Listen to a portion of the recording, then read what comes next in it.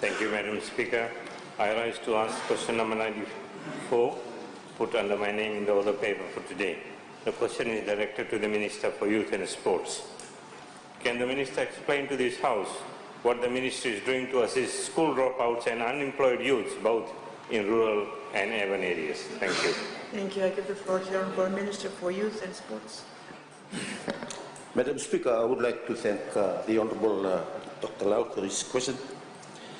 Yes, as I have outlined in the ministerial statement earlier this week, many of the programs is geared towards these dropouts of school leavers, both from the urban and the rural areas, and the peri-urban areas too.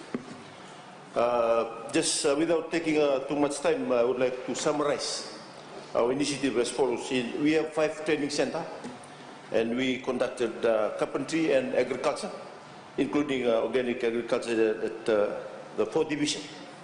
We also expand our training offer to include other trades such as electric work, tile laying, block laying through our training centers.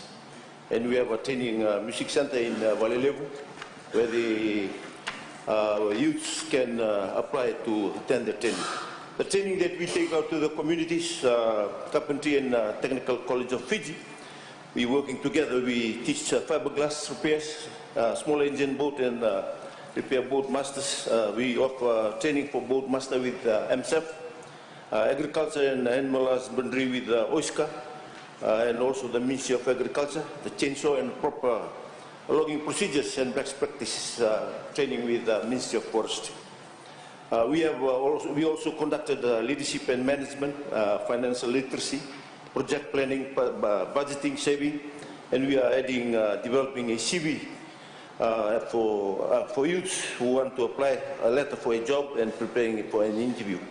We also conducted massage, beauty therapy, sewing, screen printing, cookery, bakery, mainly aimed at young women, but not excluding young men. We also conduct empower training covering civic engagement, including Seed of Success, the Duke of Edinburgh program, and here we are adding training in sexual reproductive health and rights, substance abuse. We are understanding the rights and obligation in terms of the Constitution, and mental and physical wellness being conducted, and also we conducted teenage pregnancy, how they come out of it, and suicide prevention, climate change, violence against vulnerable groups, all of this in cooperation with the college in the ministry and the relevant experts. The ministry also provides small grants for project development through training after training, and then we support and monitor the progress. We are recognizing the contribution of young entrepreneur in partnership with the Fiji Commerce and Employers Federation through our Young Entrepreneurs Award, which will be the first time and conducted in May this year. I reiterate again, Madam Speaker, that our training is now accredited very soon, or soon will be. I want our young people to be empowered to decide if they want to be employed in the formal, informal sector or to continue their formal education. Madam Speaker, my ministry will also continuously review the support we provide to young people to ensure it is relevant to the time and place. As an example, last year, we provide training to young people from 5 local settlements in and around Suva to introduce them computers.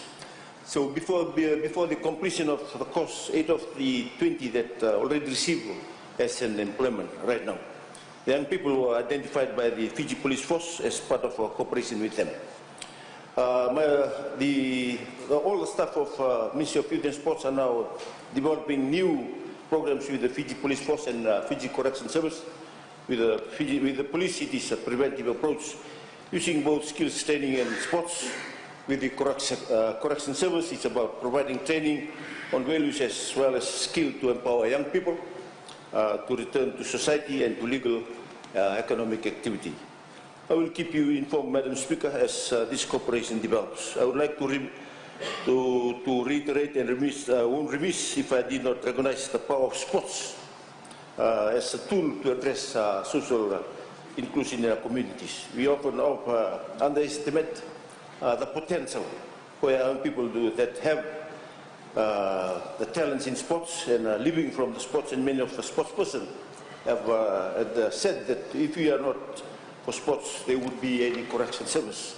But this is done primarily by the National Sports Organization, the Fiji National Sports Commission. This is an area our continuing to develop through empowering people in our communities.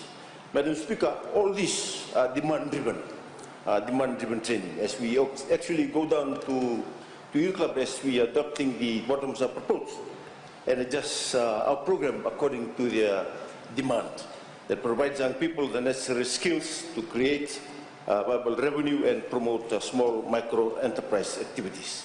Yes, Madam Speaker, those are the programs and the trainings the Ministry is doing to assist school dropouts and unemployed youths both in rural, urban and peri-urban areas. Thank you, Madam Speaker, for the opportunity. Honorable Levery. Madam Speaker, I'd like to thank the Honourable Minister for the plans made in terms of school dropouts. I just want to ask the Honourable Minister if there are any analysis conducted to track the school leavers in terms of finding employment. Thank you, Honourable Minister. Yes, Madam Speaker, we have a monitoring a tool in place that monitors the grants that we give to the clubs. Thank you, Honourable Samuel Muniwanu. Thank you, Madam Speaker. Madam Speaker, as we know that some of the rugby players around the world, they are good, earning good incomes from playing rugby. And my concerns, Madam Speaker, some of the school dropouts from Maris QS, RKS Lelin, Natambora, Tunahula Nasinu, secondary, Lewis, etc. After playing dropout from school, even they play up to the Dean's final. They just fade away. And they are all good rugby players. And my question is, has the Ministry has a program in place for these good rugby players after dropping out from school so that they continue the rugby and eventually they can end up to green pastures overseas? Thank you, Madam Speaker. Thank you, Honourable Minister. Yes, we have the National Sporting Federation for each sports. They have plans for those, particularly for rugby. We have FRU that has the program that I mentioned in the ministerial statement that they have a grassroots development plan in place but they have offers from overseas clubs that goes direct to school that the ministry doesn't have that control. They go to the parents or either to the teachers. But yes, we have a plan in place by FRU. Thank you.